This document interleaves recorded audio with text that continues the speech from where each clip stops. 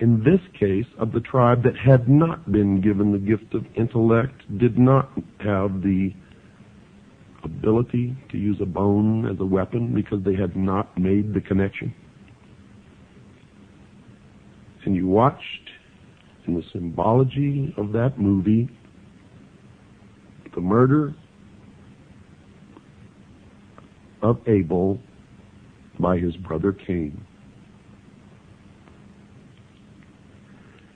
And you watched as he threw the bone up into the air, and the progression of the use of the gift of intellect led you to a space station spinning around the earth.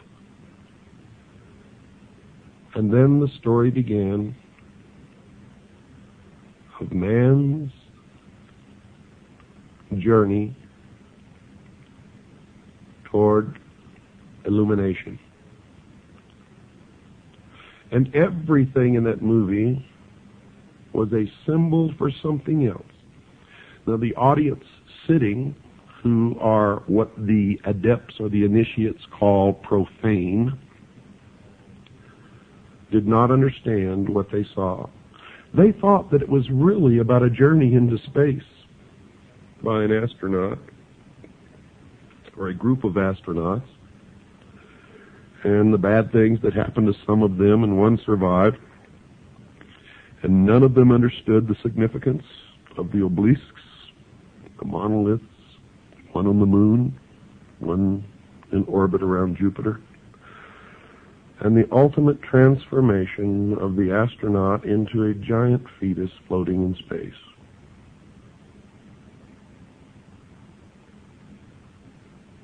And to tell you the truth, when I first saw the movie, I didn't really understand it either, but I knew that there was something of such import there that I needed to know,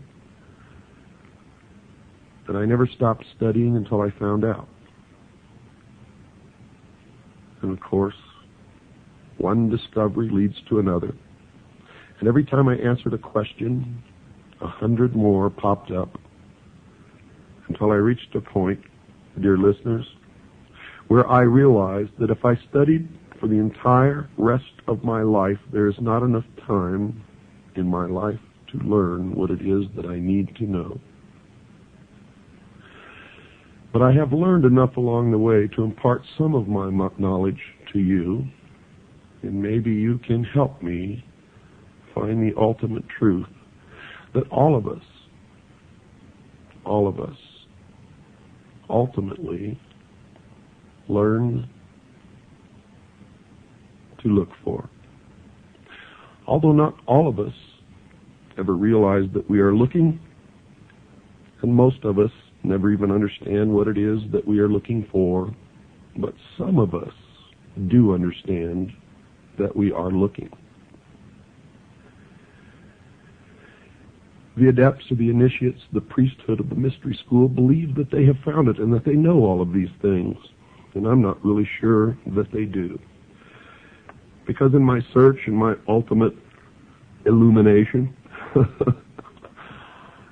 and yes, I have become, to a degree, illumined or illuminated.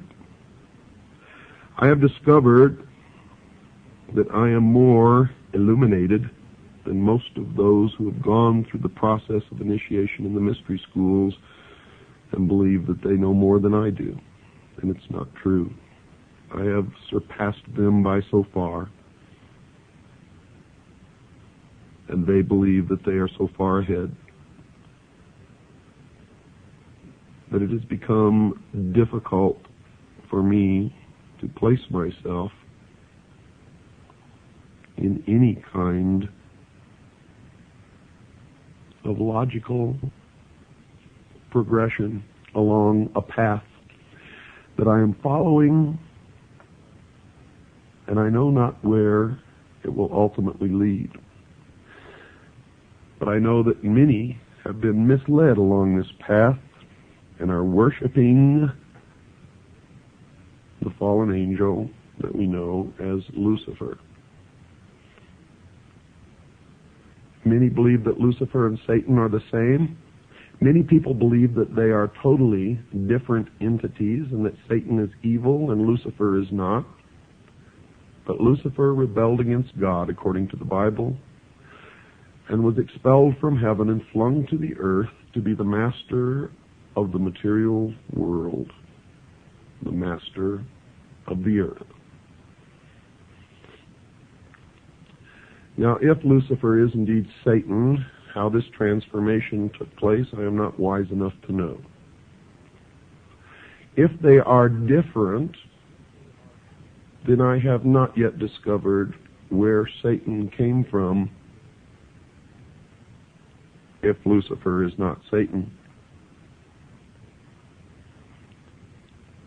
Now, there are people who have professed to know the answers to these questions and have sat down and we've talked for hours. And I still am not sure that they are right or that they are wrong. And I'm still looking for the answer to that question. But I do know this. Ancient man witnessed something that he described in his oral history and in his writings. And it could probably be called the first UFO sighting in the history of the world. How art thou fallen from heaven, O Lucifer, son of the morning star? Now notice, Lucifer was called the son of the morning star. He was also called the morning star, and there is a great mystery here, because Christ also called himself the morning star. Now, how all that fits together, I do not know, but I have been told by those who have been initiated in the mystery schools that Christ and Lucifer are one and the same being.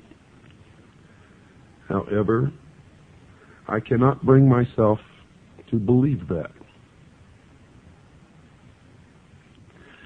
What you believe, of course, is your own business and is not my intention to make you believe anything, but rather to impart to you what I have learned over many, many years of study into the secrets of those who worship the ancient mystery religions